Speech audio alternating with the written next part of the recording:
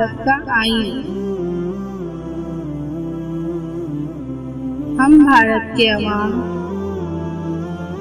मुताअल्लिक़ वो संजीदगी से अज़्म करते हैं कि भारत को एक खुद मुख्तदिर समाजवादी गैर मजहबी अवामी जमहूरिया बनाने और इसके तमाम शहरियों के लिए हासिल करें इंसाफ, समाजी, माशी और सियासी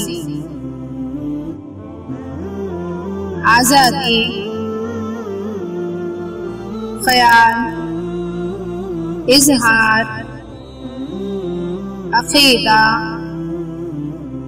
दीन और इबादत, मसावत,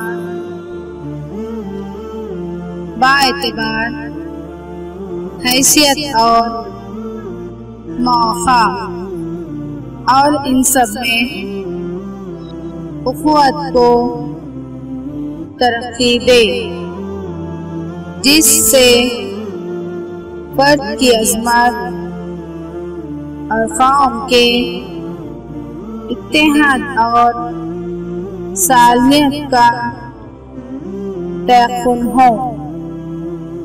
अपनी आईन साज़ असेंबली में आज 26 नवंबर 1949 को ये आईन ज़रिए हाज़ा इख्तियार करते हैं, वज़ा करते हैं और अपने आप पर नाफिज करते हैं।